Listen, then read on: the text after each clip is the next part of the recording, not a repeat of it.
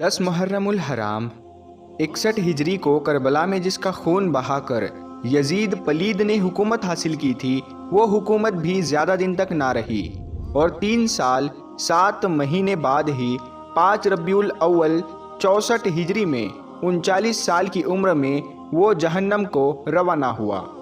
उसके बाद उसका बेटा मुआविया बिन यजीद तख्त पर बैठा, जो कि नेक शख्स था और बाप के बुरे कामों से नफरत करता था। जब वो तख्त पर बैठा तो बीमार था और सिर्फ 2-3 महीने ही खिलाफत कर सका और 21 साल की उम्र में उसका इंतकाल हो गया।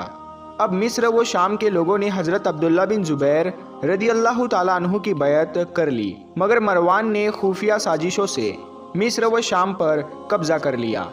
जब वो मरने लगा तो अपने बेटे अब्दुल मालिक को गद्दी सौंप दी। अब्दुल मलिक बिन मरवान के बारे में अब्दुल्ला बिन उमर रदी अल्लाह ताला अन्हु फरमाते हैं कि लोग बेटा पैदा करते हैं, मगर मरवान ने बाप पैदा किया है। ये पहले तो नेक आदमी था, मगर बाद में फासिक व फाजिर हो गया। इसके ज़माना खिलाफत में कोफा पर मुख्तार बिन उबैद सक़फ़ी का तसल्लुत हुआ। मुख्तार ने इमाम हुसैन रदी अल्लाह ताला अन्हु की शहादत का खूब इंतकाम लिया। इमाम हुसैन रदी अल्लाह ताला अन्हु का खून देखिए किस तरह से रंग ला रहा है।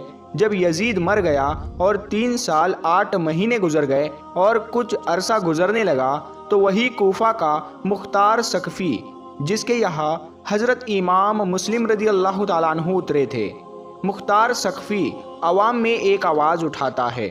वो लोगों से कहता है कि मैं चाहता हूँ कि खूने हुसैन का बदला लिया जाए, क्या तुम लोग मेरा साथ दोगे? तो पूरी आवाम हुसैन की तरफ से थी और सारे लोग उठ पड़े और कहा कि हम इमाम हुसैन रदी अल्लाह ताला अन्हु के खून का बदला लेने के लिए तैयार है। हम इमाम हुसैन रदी अल्लाह ताला अन्हु का बदला लेने के लिए अपनी तलवार उठा रहे हैं। और सारे लोग मुख्तार सक़फ़ी के झंडे तले आ गए। मुख्तार सक़फ़ी ने हज़रत इमाम हुसैन रदी अल्लाह ताला अन्हु के भाई हज़रत मोहम्मद बिन हनफिया रदी अल्लाह ताला अन्हु के नाम का एक फ़र्ज़ी ख़त लिखा था और लोगों से ये कह दिया था कि मुझको इमाम हुसैन के भाई मोहम्मद बिन हनफिया ने ख़त लिख दिया है कि कातिलाने इमाम हुसैन का बदला लिया जाए। हज़रत मोहम्मद बिन हनफिया रदी अल्लाह ताला अन्हु को जब ये इत्तला मिलती है तो हज़रत मोहम्मद बिन हनफिया ये कहते हैं कि मैंने वो ख़त नहीं लिखा है। अगर वो नवासाए रसूल के कत्ल का बदला लेना चाहता है तो मुझे कोई एतराज़ नहीं है। मुख्तार सक़फ़ी को जब और ताकत मिल गई तो मुख्तार सक़फ़ी ने कहा, ठीक है, अब हम इमाम हुसैन के कातिलों से बदला लेकर रहेंगे। उसने तमाम लोगों को अपने झंडे तले जमा कर लिया और जमा करने के बाद मुख्तार सक़फ़ी ने कहा कि सबसे पहले इमाम हुसैन के कातिलों को गिरफ्तार किया जाए। मुख्तार सक़फ़ी के पास गिरफ्तार करके सबसे पहले शिम्र को लाया जाता है। जब शिम्र गिरफ्तार करके लाया गया तो मुख्तार सक़फ़ी कहता है, बता शिम्र, तेरा क्या हाल किया जाए? और कहा कि तू ही तो है जिसने इमाम हुसैन को कत्ल करने के लिए तरह तरह की साजिशें रची थी। इतना सुनते ही शिम्र कांपने लगा और शिम्र ये कहता है, मुख्तार सक़फ़ी, मुझे छोड़ दो, मैं भी तो उसी जमात में था जिस जमात में तुम थे। मुख्तार सक़फ़ी ने कहा, लेकिन मैंने हुसैन के खिलाफ तलवार नहीं उठाई थी और मैं हुसैन के खिलाफ मैदान करबला में नहीं गया था। जालिम, तूने हुकूमत के लालच में इमाम हुसैन के खिलाफ मैदान करबला में तलवार चलाई और सुना गया है कि इमाम हुसैन के सर को तन से तूने ही जुदा किया है, इसीलिए तेरी गर्दन जरूर काटी जाएगी। शिम्र ये सुनकर खौफ से कांपने लगा। मुख्तार सक़फ़ी ने कहा, जल्लादो, सबसे पहले इसकी दोनों आंखें फोड़ दो और इसकी ज़बान काट दो। इसके जिस्म का एक एक हिस्सा उसे काट कर इसे तड़पा तड़पा कर मारो। प्यारे दोस्तों, इस तरह से शिम्र को पहली बार सजा दी गई और ऐलान कर दिया कि कातिलाने हुसैन में से एक का अंजाम लोग अपनी आंखों से देख ले। और जब उमर बिन साद इस जालिम को गिरफ्तार करके लाया गया तो उससे मुख्तार सक़फ़ी पूछता है, तुम कहाँ थे? तुमने इस तरह की हरकत क्यों की? उमर बिन साद कहता है, अब मैंने हुकूमत में हिस्सा लेना छोड़ दिया है, अब मैं गोशा नशीन हो गया हूँ, अब मुझे किसी चीज़ की ज़रूरत नहीं है। उमर बिन साद की बात सुनते ही मुख्तार सक़फ़ी ने ललकारा और कहा, जालिम, تو نے جس دن کربلا کے میدان میں امام حسین کے اوپر تیر چلایا تھا، تجھے اس دن سوچ لینا چاہیے تھا کہ میں بالکل بھی سیاست میں نہیں جاؤں گا۔ تو نے نواسہ رسول کو کربلا کے میدان میں تڑپایا تھا، اور وہ تو ہی تو ہے جس نے ایک ایک کو کربلا کے میدان میں پانی کے لیے ترسایا تھا۔ اب سوچ تیرے ساتھ کیا معاملہ کیا جائے گا۔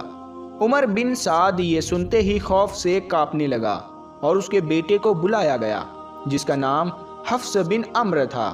اسے بلانے کے بعد مختار سقفی نے کہا باپ کے سامنے بیٹے کو قتل کیا جائے۔ عمر بن سعد نے کہا میں یہ دیکھ کر برداشت کیسے کروں گا؟ تو مختار سقفی نے کہا جب امام حسین کے بچے علی اصغر کو تیر لگا تھا تو حسین نے کیسے برداشت کیا ہوگا؟ جب حسین کے سامنے ان کا جوان بیٹا علی اکبر شہید کیا گیا تھا تو حسین نے کیسے برداشت کیا ہوگا؟ جب حسین کے سامنے بھتیجے قاسم کو تڑپا تڑپا کر مارا گیا تھا تو حسین نے کیسے برداشت کیا ہوگا؟ مختار سقفی نے کہا مارو ان ظالموں کو، اور پھر عمر بن سعد پر تیر چلانا شروع کر دیے گئے، اور اس کے بعد اس کی انگلیاں کاٹ لی گئی، آنکھیں نکال لی گئی، اس کی زبان کاٹ کر اس کے جسم کا ایک ایک حصہ کاٹ دیا گیا اور اس کو آگ میں جلا کر خاک کر دیا گیا، اور اس طرح سے قاتلان حسین میں سے دوسرے قاتل کو سزا دی گئی۔ اب تیسرا دشمن گرفتار کر کے لایا جاتا ہے۔ تیسرا دشمن کہ جس نے حضرت امام حسین رضی اللہ تعالیٰ عنہ کے جسم اقدس سے سر کو جدا کیا تھا، یہ وہ مردود ہے جو امام حسین کے سر مبارک کو رومال میں لپیٹ کر نیزے پر لٹکا کر چل رہا تھا۔ اس کو پکڑنے کے بعد مختار سقفی کے سامنے پیش کیا گیا، اور مختار سقفی نے حکم دیا کہ اسے اس طرح کی سزا دی جائے کہ دنیا یاد رکھے، اور اس کے ہاتھ پیر ایک ایک حصے کو الگ کر دیا گیا۔ اس کے ہاتھ پیر الگ کرنے کے بعد اس کی زبان کاٹی گئی، پھر اس کی گردن کاٹی گئی، اور اس طرح سے اس کو بھی سزا دی گئی۔ اب اس کے بعد حرملہ پکڑا جاتا ہے۔ حرملہ یہ وہی ہے کہ جس نے علی اصغر کے حلق پر تیر چلایا تھا۔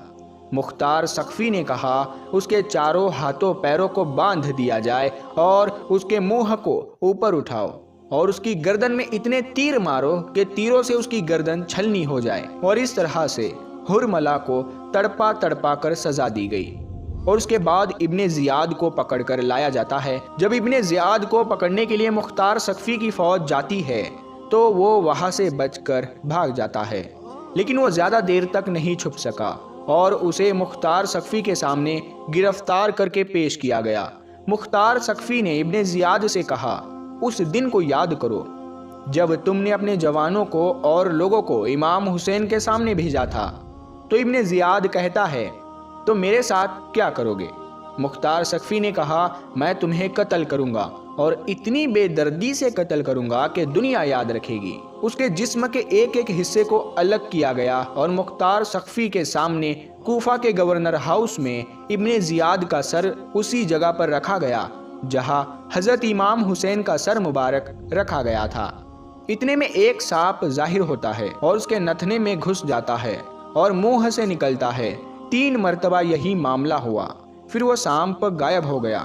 سانپ کے منہ میں گھسنے اور نکلنے کا مطلب یہ ہے کہ دکھایا جا رہا ہے کہ اس کے اوپر اتنا سخت عذاب ہوگا کہ اس کے اوپر سانپ مسلط کر دیے جائیں گے، اور اس طرح سے ابن زیاد کو سزا دی گئی۔ اور عبداللہ بن اسیب، ملک بن نصیر، حمل بن ملک، ان تینوں کو مختار سقفی نے ہاتھ پیر کاٹ کر زندہ چھوڑ دیا تھا تاکہ یہ تینوں اسی طرح تڑپتے بلختے مر جائے۔ پھر اس کے بعد حکیم بن طفیل طائی کو پکڑ کر لایا گیا۔ وہ حکیم بن طفیل طائی جس نے عباس علم بردار کے کپڑے اتار لیے تھے، تو پھر اس ظالم کو زندہ ہی ننگا کر کے تیروں سے چھلنی کر دیا گیا۔ اس کے بعد عمیر بن صبح کو لایا گیا جس نے شہدائے کربلا میں سے کئیوں کو زخمی کیا تھا، اور اس کو بھی نیزوں سے چھید چھید کر مار دیا گیا۔ تاریخ میں آتا ہے کہ 6000 یزیدی مختار سقفی کے ہاتھوں مارے گئے۔ کتنے اندھے اور کوڑھی کے مرض میں مبتلا ہو گئے۔ کچھ یزیدیوں کی آنکھوں میں گرم سلائی پھیری گئی، کچھ کو زندہ جلایا گیا، اور کچھ لوگوں کے منہ سور کی طرح ہو گئے، اور کچھ تو ایسے تھے کہ پانی پیتے مگر پیاس نہیں بجھتی، اور یوں ہی تڑپ تڑپ کر مر جاتے، اور کوئی بھی زندہ نہ بچ سکا۔ اور اس طرح سے امام حسین رضی اللہ تعالیٰ عنہ کے قاتلوں کو سزا ملتی ہے۔ 6 سال کے اندر اندر ایسا تخت پلٹا کہ دنیا سے امام حسین کے قاتلوں کا صفایا ہو گیا، اور جیسا کہ رب نے فرمایا تھا کہ میں 1,40,000 کو ماروں گا، سو اس نے اپنا وعدہ پورا کیا اور 1,40,000 کو ہلاک کیا۔ یہاں پر ایک سوال اٹھتا ہے کہ حضرت امام حسین رضی اللہ تعالیٰ عنہ سے جنگ کو تو 22,000 کا لشکر ہی گیا تھا، تو 1,40,000 کیوں مارے گئے؟ تو اس کا جواب یہ ہے، جیسا کہ حدیث پاک میں ہے کہ جو شخص گناہ میں شامل نہ ہو مگر اسے اچھا سمجھتا ہو تو وہ بھی اسی کے مثل ہے۔ تو اگر جنگ میں 22,000 کا لشکر یزیدیوں کا موجود تھا مگر ہزاروں مکار، دوگلے، کوفی یعنی رافضی اس میں شامل تھے، تو اللہ نے ان سب کو طرح طرح کی مصیبتوں میں ڈال کر ہلاک کیا، اور آج بھی اور قیامت تک یہ غدار یوں ہی مصیبت میں گرفتار رہیں گے، یوں ہی اپنا سینہ پیٹتے رہیں گے اور یہی کہتے رہیں گے کہ اے حسین ہم نہ تھے۔ تو پیارے دوستو، ہم امید کرتے ہیں کہ آپ کو آج کا یہ ویڈیو سمجھ میں آیا ہوگا، پسند آیا ہوگا۔ اگر ویڈیو آپ کو سمجھ میں آیا ہے اور پسند آیا ہے تو آپ اس ویڈیو کو لائک کریں اور اپنے دوستوں کے ساتھ میں اس ویڈیو کو ضرور شیئر کریں، اور اگر ابھی تک آپ نے ہمارے چینل نور حدیث کو سبسکرائب نہیں کیا ہے تو ابھی سبسکرائب کر کے ساتھ میں لگے بیل آئیکن کو ضرور دبا دیں۔ ہم ملتے ہیں پھر ایک نئے ویڈیو کے ساتھ میں، تب تک کے لیے السلام علیکم، اللہ